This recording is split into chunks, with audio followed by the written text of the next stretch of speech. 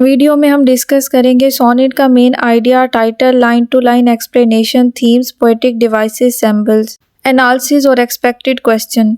Biography पे आते हैं। John Donne was born in 1572, died in 1631।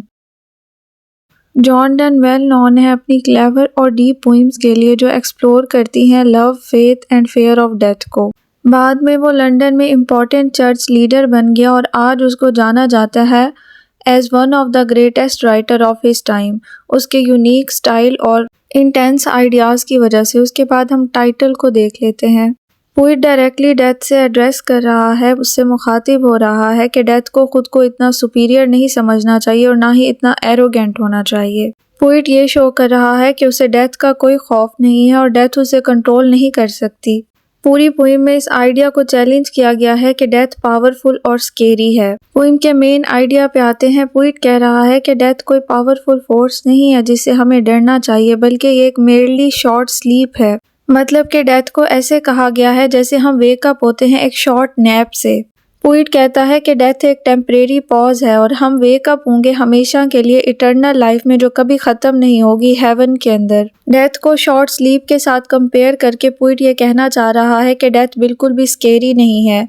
Poet ने डेथ से उसकी एबिलिटी ले ली है टू फ्राइटन, डराने की एबिलिटी, उसको शॉर्ट स्लीप के साथ कंपेयर करने से। सोनेट के एंड में पोइट कहता है in the end it is death itself that will die, not the person.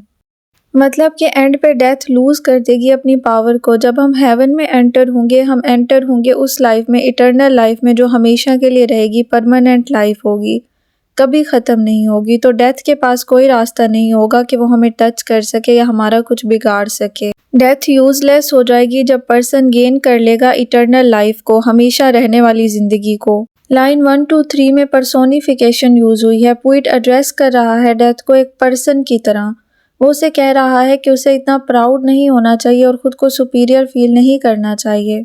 Poet कहता है कि जो डेथ की रेपुटेशन बनी हुई है कि डेथ माइटी और ड्रेडफुल है, मतलब कि वेरी पावरफुल और वेरी स्केरी है, जबकि हकीकत में ये फॉल्स र्यूमर है, ऐसा कुछ भी नहीं है। पोइट आर्ग्यू करता है कि जब डेथ इंसान की ज़िंदगी ले लेती है, मतलब जब किसी इंसान को मौत आ जाती है, तो डेथ का ये बिलीव होता है कि उसने उस पर्सन को डिफीट कर दिया, उसे हरा दिया। लेकिन पोइट इस बात से डिसएग्री करता है। वो डेथ को एक इंसान की तरह एड्रेस करके डेथ का स्टेटस जो है वो लो कर रहा है, from master of universe to servant. Actually वो नॉर्मल लोगों के दिलों से डेथ के फेयर को निकालना चाह रहा है।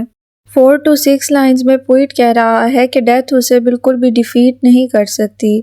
स्लीप और रेस्ट जो हैं वो पिक्चर्स हैं डेथ की, मतलब कि ये स्मॉलर वर्जन है डेथ का, बिल्कुल डेथ की तरह लगती हैं। पोइट डेथ को पीसफुल शो कर रहा है, इसको कंपेयर करके स्लीप और रेस्ट के साथ। जैसे कि स्लीप रिलैक्सिंग और प्लेजेंट होती है, ऐसे ही डेथ भी पीसफुल है। इसके बाद पोइट ने वर्ड यूज़ किया है डेथ के लिए पुअर डेथ का, मतलब कि someone to be pitied not feared. मतलब कि डेथ एक ऐसी चीज़ है जिस पर हमें तरस खाना चाहिए बजाय कि इससे खौफजदा होने के। पुअर डेथ वर्ड यूज़ करके पोइट कहना चाह रहा है कि डेथ वीक है, डेथ कमज़ोर है क्योंकि ये सर्वेंट है टू फेट। मतलब कि डेथ की अपनी कोई फ्री विल नहीं है। डेथ डिसाइड नहीं कर सकती कि उसे किसकी लाइफ लेनी है, बल्कि ये वेट करती है फेट का। डेथ ना सिर्फ वीक है बल्कि ये लोनली और पैथेटिक भी है और एंड पे इट विल फेल।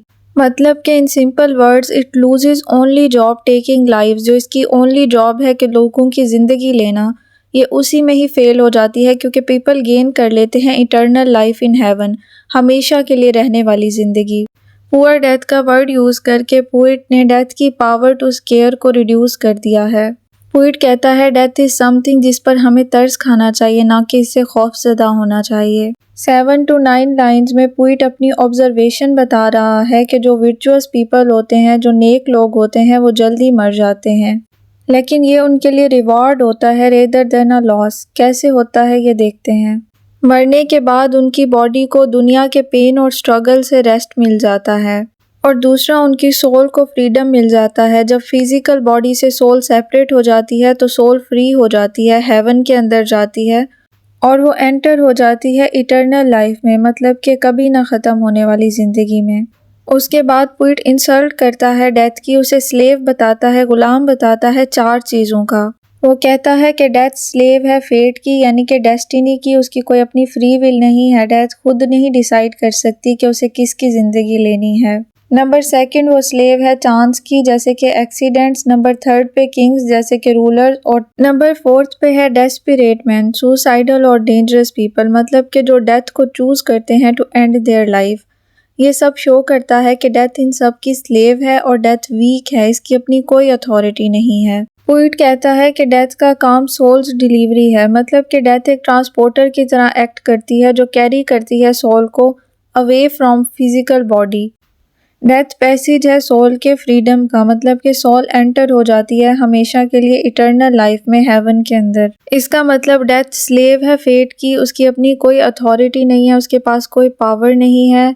डेथ कमज़ोर है, उसकी सिर्फ जॉब है सोल की डिलीवरी करना, मतलब कि सोल को दूर करना फिजिकल बॉडी से। 10 to 12 लाइंस में स्पीकर ये नोट करता है कि डेथ हैंग आउट करती है बैड थिंग्स के साथ, जैसे कि पॉइजन, वार और सिकनेस। इसका मतलब डेथ कोई इंडिपेंडेंट पावर नहीं है, ये रियल किलर नहीं है, बल्कि डेथ रिलाई करती है इन आउटसाइड फोर्सेस के ऊपर। इसका मतलब डेथ मैसी और कमज़ोर है, इसका अपना कोई कंट्रोल नहीं है, कोई अथॉरिटी नहीं है। यहाँ पर पोइट सवाल करता है डेथ से कि अगर उसकी जॉब एक स्लीपिंग पिल की तरह है, वो कोई इंडिपेंडेंट पावर नहीं है उसके पास, वो रिलाई करती है आउटसाइड फोर्सेस पे, तो प्राउड किस बात का। लाइन 13 to 14 में कंपेयर किया गया है डेथ को शॉर्ट स्लीप के साथ, के शॉर्ट नैप के बाद लोग उठ जाते हैं और वो इटर्नल लाइफ में एंटर होते हैं, हमेशा के लिए रहने वाली ज़िंदगी में। पोइम एंड होती है एक फाइनल विक्ट्री के साथ कि death is the one that ends not the person. यहाँ पे डेथ का फॉल्स बिलीफ तोड़ा गया है कि डेथ समझती है कि उसने लोगों को डिफीट कर दिया, जबकि लोग शॉर्ट नैप के बाद एंटर हो जाते हैं इटर्नल लाइफ में, कभी ना ख़त्म होने वाली ज़िंदगी में, हेवन के अंदर। इसका मतलब डेथ फेल हो जाती है अपनी जॉब में, जो उसकी जॉब होती है लोगों की लाइफ लेना। इसके बाद हम आते हैं थीम्स पे। सबसे पहला थीम है पावरलेसनेस ऑफ डेथ, मतलब कि डेथ कोई इंडिपेंडेंट पावर नहीं है, बल्कि ये रिलाई करती है आउटसाइड फोर्सेस पे। डेथ कोई रियल किलर नहीं है, डेथ की जॉब स्लीपिंग पिल्स की तरह है। इसके अलावा डेथ का अपना कोई कंट्रोल नहीं है, बल्कि डेथ स्लेव है फेट की, किंग्स की और डेस्परेट मैन की। नंबर सेकंड है death as a transition. Poem में पोइट कहता है कि डेथ एक शॉर्ट नैप की तरह है, जैसे स्लीप के बाद लोग रिलैक्स्ड हो जाते हैं, ऐसे ही डेथ के बाद वो एंटर हो जाते हैं इटर्नल लाइफ के अंदर और सोल को फ्रीडम मिल जाती है। नंबर 3 है विक्ट्री ऑफ फेथ, मतलब कि जो फेथ है वो डेथ को कमज़ोर कर देता है। पोइट का जो फेथ है कि लाइफ आफ्टर डेथ, मतलब कि डेथ एक शॉर्ट नैप की तरह है और इसकी अपनी कोई पावर नहीं है, बल्कि डेथ एक्ट करती है एक ब्रिज की तरह, जो सोल को दे देती है बेटर और परमानेंट होम हेवन के अंदर। इसके बाद हम देख लेते हैं पोएटिक डिवाइसेस को। सबसे पहले पर्सोनिफिकेशन यूज़ हुई है। पर्सोनिफिकेशन का मतलब होता है नॉन ह्यूमन चीज़ों को ह्यूमन क्वालिटीज़ देना। इस पोइम में डेथ को ट्रीट किया गया एक ह्यूमन की तरह, who can hear, feel and act. Poet death को एक पर्सन की तरह डायरेक्टली एड्रेस करता है, person with an ego. Poet death को प्राउड और माइटी कहता है और कहता है कि डेथ को हम्बल्ड होने की ज़रूरत है। वो डेथ को ट्रीट कर रहा है एक पर्सन की तरह। सेकंड पोएटिक डिवाइस यूज़ हुई है मेटाफर। मेटाफर में हम दो चीज़ों को कंपेयर करते हैं डायरेक्टली, लाइक और एज का वर्ड यूज़ किए बगैर। पोइम में मेटाफर यूज़ हुआ है क्योंकि पोइट ने डायरेक्टली कंपेयर किया है डेथ को शॉर्ट नैप के साथ, कि डेथ एक शॉर्ट स्लीप की तरह है जिसके बाद पर्सन परमानेंट लाइफ गेन कर लेता है। थर्ड पोएटिक डिवाइस है पैराडॉक्स। पैराडॉक्स एक्चुअली में एक स्टेटमेंट होती है जो एक ट्रिक की तरह साउंड करती है, ट्रिक की तरह लगती है, क्योंकि इसमें दो अपोजिट चीज़ों के बारे में बात की जाती है, लेकिन अगर हम डीप थिंकिंग करें तो ये रिवील करती है एक डीप ट्रूथ को। जैसे कि पोइम में एक लाइन है, डेथ दो शैल्ट डाई।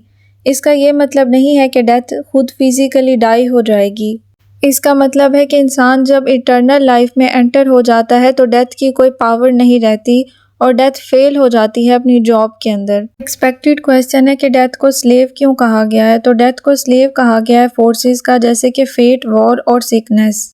डेथ रियल किलर नहीं है, बल्कि ये डिपेंड करती है आउटसाइड फोर्सेस के ऊपर। इसकी कोई अथॉरिटी नहीं है, ये फेट के ऊपर डिपेंड करती है, खुद डिसाइड नहीं कर सकती कि किसकी लाइफ लेनी है।